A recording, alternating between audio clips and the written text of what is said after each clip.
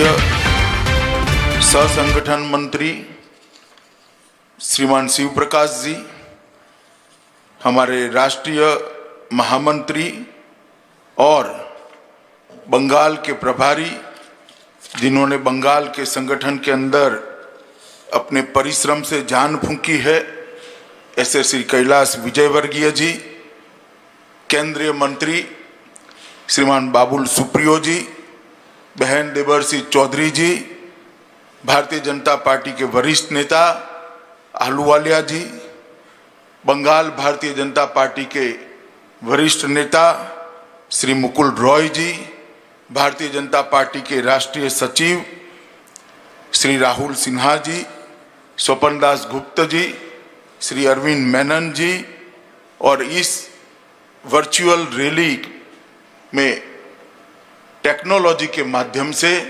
मेरे साथ जुड़े हुए करोड़ों देश और विदेश के बंगाल के नागरिक और भारतीय जनता पार्टी को मैं प्रणाम कर कर, कार्यकर्ताओं को मैं प्रणाम कर कर मेरी बात की शुरुआत करना चाहता हूं।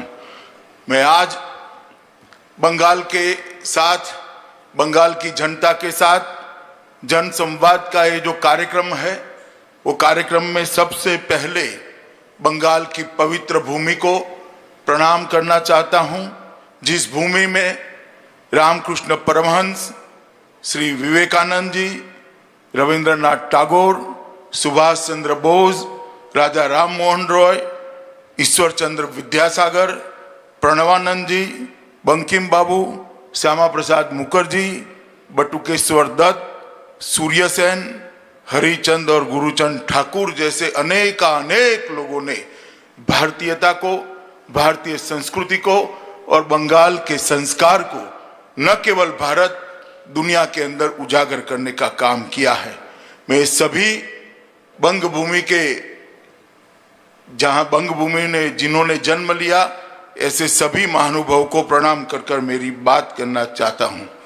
आज सबसे पहले बंगाल के अंदर और देश में कोविड महामारी के प्रकोप से जिन्होंने अपनी जान गंवाई है और बंगाल के अंदर अम्फान साइक्लोन के कारण जिन लोगों की जान गई है, वो सभी की आत्मा की चिर शांति के लिए मैं प्रभु के सामने प्रार्थना करता हूं। साथ साथ 2014 से बंगाल के अंदर परिवर्तन के लिए राजनीतिक संघर्ष करते करते 100 से ज्यादा भारतीय जनता पार्टी के कार्यकर्ताओं ने अपनी जान गंवाई है। मैं बहुत संवेदना के साथ आज उस 100 कार्यकर्ताओं के परिवारों को सलाम करना चाहता हूं कि आपके परिवार का त्याग, आपके परिवार का बलिदान सोनार बांग्ला के निर्माण में एक महत्वपूर्ण पड़ाव है, इसका बहुत योगदान है। और जब भी बंगाल के अंदर परिवर्तन का इतिहास लिखा जाएगा, आपके परिजनों ने जो बलिदान दिया है उसको स्वर्णिम अक्षर से लिखा जाएगा। आज मैं देश भर के कोरोना वॉरियर को भी बड़े सम्मान के साथ सैल्यूट करना चाहता हूं, जिन्होंने अपनी जान को जोखिम में डालते हुए अन्यों की जान को बचाने के लिए कोरोना के खिलाफ लड़ाई लड़ने के लिए बाहर आए हैं। और जो भाई बहन पूरे देश भर में बंगाल में कोरोना से ग्रसित है, मृत्यु के खिलाफ, कोरोना के खिलाफ जंग लड़ रहे हैं, मैं इन सबको भी अपनी शुभकामनाएं देना चाहता हूं कि आप जल्दी स्वस्थ होइए और सोनार बांग्ला के अभियान के अंदर, सोनार बांग्ला के निर्माण के अंदर जुड़ जाइए और बंगाल के अंदर परिवर्तन की ये लड़ाई के अंदर जुड़ जाइए। मैं आज इस वर्चुअल रैली की कल्पना के लिए भारतीय जनता पार्टी के राष्ट्रीय अध्यक्ष और देश के प्रधानमंत्री मोदी जी दोनों को बहुत बहुत साधुवाद देना चाहता हूं, क्योंकि कोरोना की महामारी के समय जब सोशल डिस्टेंसिंग रखकर बात करनी होती है, उस वक्त टेक्नोलॉजी के माध्यम से जनसंपर्क और जनसंवाद का जो रास्ता नड्डा जी ने ढूंढा है, मुझे पूरा भरोसा है कि कोरोना महामारी भी भारतीय जनता पार्टी की संगठन की यात्रा को रोक नहीं पाएगी। देश में 75 से ज्यादा वर्चुअल रैली के माध्यम से देश भर की जनता और देश भर के कार्यकर्ताओं का जो संपर्क करने का हमने अभियान चलाया है, वो अभियान जरूर आने वाले दिनों में अपनी असर दिखेगा। मैं बंगाल की जनता को विशेषकर धन्यवाद करना चाहता हूं, क्योंकि आज ये वर्चुअल संवाद, जनसंवाद, बंगाल की जनता के साथ जनसंवाद जो है, मोदी जी की सरकार के 1 साल की समाप्ति के लिए है। मैं बंगाल की जनता को ये कहना चाहता हूं कि भले भारतीय जनता पार्टी को 303 सीटें देश भर से मिली है, मगर मेरे जैसे कार्यकर्ता के लिए सबसे महत्वपूर्ण सीटें हैं बंगाल की 18 सीटों पर भारतीय जनता पार्टी का विजय। क्योंकि पूरे देश भर के अंदर जब लोकतंत्र की नींव मजबूत हुई है, लोकतंत्र ने अपनी जड़ें जमाई है, एकमात्र बंगाल ऐसा राज्य है जहां आज भी राजनीतिक हिंसा का कारोबार चल रहा है, राजनीतिक हिंसा की बोलबाल चल रही है, और राजनीति के अंदर हिंसा का प्राधान्य हिंदुस्तान के किसी भी प्रदेश के अंदर नहीं होना चाहिए। हमने आह्वान किया था बंगाल की जनता को कि आप मोदी जी के हाथ मजबूत करिए, मोदी जी के साथ जुड़िए, मोदी जी के साथ महान भारत बनाने के एक अभियान के अंदर साथ दीजिए। और मुझे बहुत आनंद है, बहुत विशेष आनंद है कि बंगाल की जनता ने भारतीय जनता पार्टी और मोदी जी की ये अपील को स्वीकार करते हुए 42 में से 18 सीटें देकर मोदी जी को पूर्ण बहुमत के साथ प्रधानमंत्री बनाया। और ये जो आपका दिया हुआ हौसला है, आपका दिया हुआ आशीर्वाद है, मैं आपको विश्वास दिलाना चाहता हूं कि भारतीय जनता पार्टी सिर्फ आंदोलन करने के लिए बंगाल के मैदान में नहीं आई। भारतीय जनता पार्टी सिर्फ राजनीतिक दल के विस्तार के लिए बंगाल के मैदान में नहीं उतरी है। भारतीय जनता पार्टी बंगाल के अंदर हमारे संगठन की नींव मजबूत करना तो चाहती ही है, परंतु भारतीय जनता पार्टी फिर से संस्कारित बंगाल बनाना चाहती है, हमारा सोनार बांग्ला फिर से बनाना चाहती है, और हम एक मजबूती के साथ बंगाल की जनता के साथ खड़े हैं। मित्रों, आज ये जो वर्चुअल रैली है, ये रैली टेक्नोलॉजी के माध्यम से भारतीय जनता पार्टी की कार्य संस्कृति और कार्य पद्धति को आगे बढ़ाने का एक रास्ता है। भारतीय जनता पार्टी लोकतांत्रिक तरीके से लोकतंत्र के अंदर अपने अपनी विचारधारा का विस्तार करने में विश्वास रखने वाली पार्टी है। जब विचारधारा का, अपने स्वप्नों का विस्तार करना होता है तो जनसंपर्क और जनसंवाद बड़े महत्वपूर्ण होते हैं। भारतीय जनता पार्टी का ये कार्य संस्कृति रहा कि जहां जहां जनादेश मिला, हमने हमेशा के लिए अपने हिसाब देने के लिए जनता के सामने हम जाते रहे। 1 साल हो, 2 साल हो, 3 साल हो, 4 साल हो, 5 साल हो, हम जनता के सामने गए और हमारा हिसाब दिया। हम वो दलों में से नहीं है जो 10-10 साल तक बैठते हैं फिर भी शिकायतें ही करते रहते हैं। भाई, सत्ता आपको दे दी, सरकार आपको दे दी, और हालत नहीं संभल रहे हैं तो केंद्र पर हमले करना, हम वो दल नहीं है। हम सत्ता जब मिलती है तब परिवर्तन करने में विश्वास करते हैं, और हमने जो किया है इसका हिसाब किताब देने में विश्वास करते हैं। कोविड के कारण जब 1 साल समाप्त हुआ तब हम सब सोचते थे कि क्या होगा इस बार, जनसंपर्क कैसे करेंगे, जनसंवाद कैसे करेंगे, जनता को हिसाब कैसे देंगे और जनता से इसकी इच्छा कैसे जानेंगे। मगर नड्डा जी ने एक अच्छा रास्ता निकाल दिया। ये मैं आज तीसरी वर्चुअल रैली के अंदर उपस्थित हुआ हूं। मित्रों, एक अद्भुत प्रयोग, सफल प्रयोग भारतीय जनता पार्टी ने किया है। जब भी जनसंपर्क और जनसंवाद के भारत का इतिहास लिखा जाएगा, ये वर्चुअल रैली के लिए एक चैप्टर जरूर लिखने वाले ने रिजर्व करना पड़ेगा, इसका मुझे विश्वास है।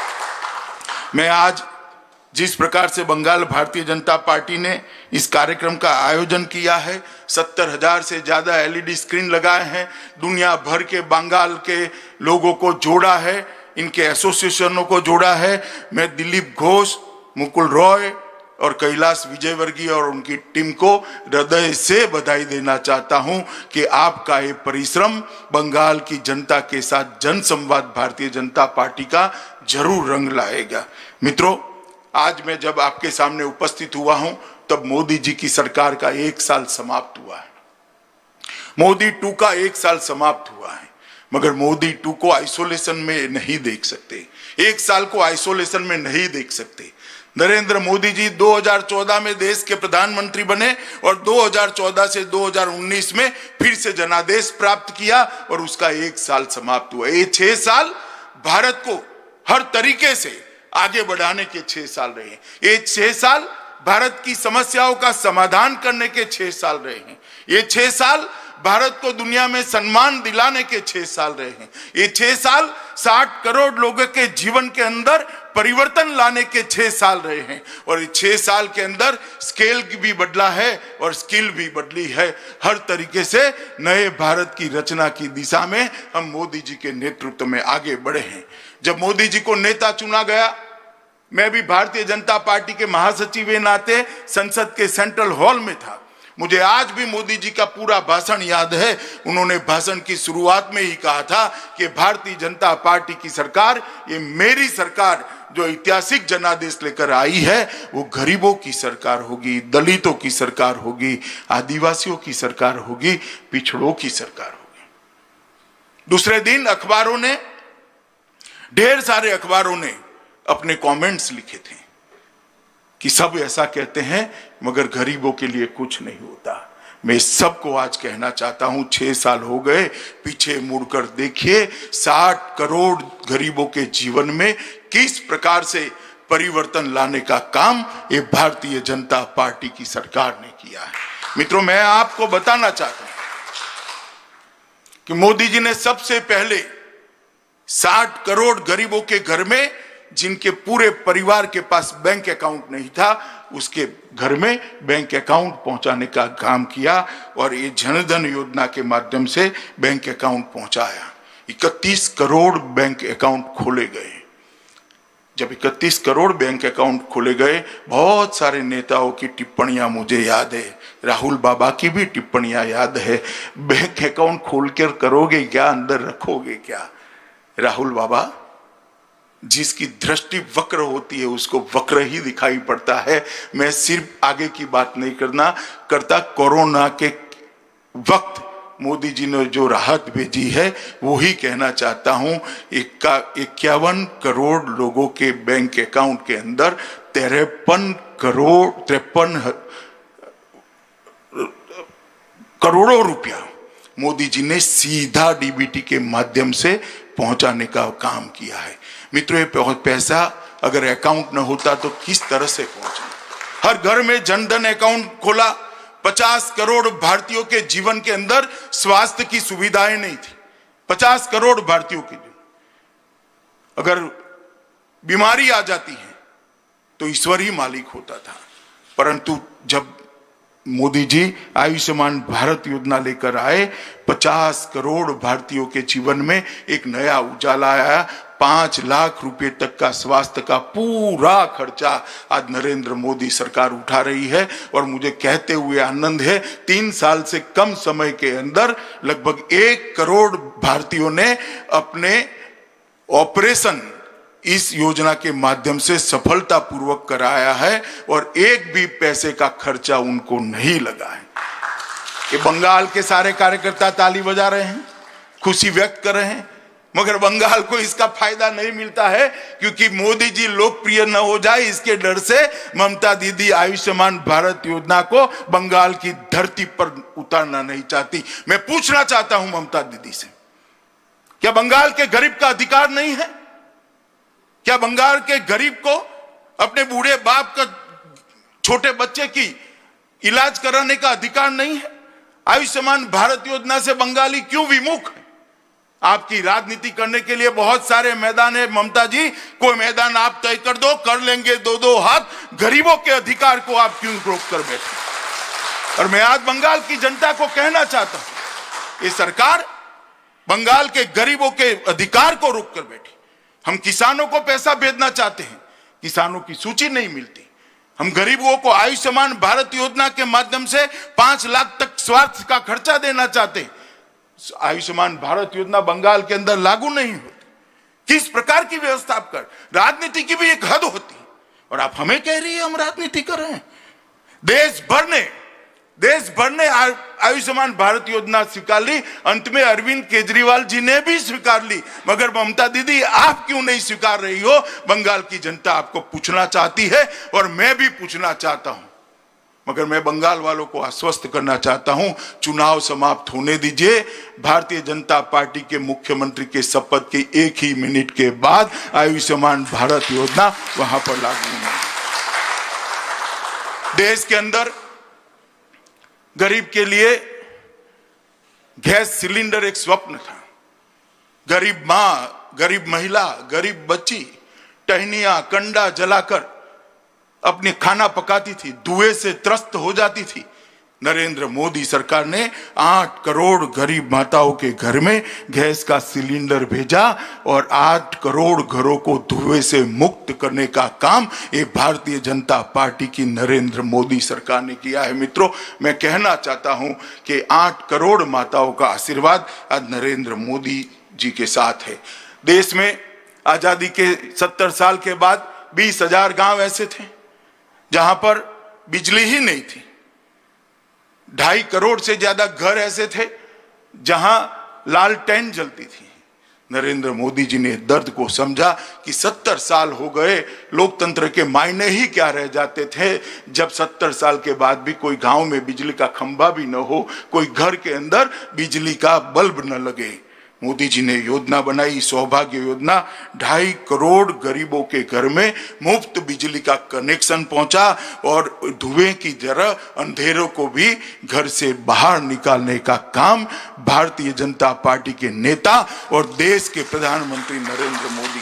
देश के 2.5 करोड़ लोग ऐसे हैं, 2.5 करोड़ परिवार ऐसे जिन्होंने पहली बार बिजली देखी है। 10 करोड़ परिवार ऐसे थे जिनके घर में शौचालय नहीं थे। महिला हमेशा, घर की माताएं, बहनें, बच्चियां हमेशा शर्मसार होती थी। ये 10 करोड़ घरों के अंदर शौचालय पहुंचाकर ये महिलाओं को सम्मान देने का काम भारतीय जनता पार्टी की नरेंद्र मोदी सरकार ने किया है। 2.5 करोड़ लोग ऐसे थे जिनके पास घर नहीं था, अभी भी कुछ लोग हैं, मगर मोदी जी ने संकल्प किया है कि 2022 के पहले हर भारतीय को, हर भारत के नागरिक को हम एक पक्का घर देने का काम समाप्त कर देंगे। ये अभियान के तहत, प्रधानमंत्री आवास योजना के तहत 2.5 करोड़ लोगों को, 15 लाख लोगों को, 2.5 करोड़ लोगों को घर दिया। बंगाल के अंदर 15 लाख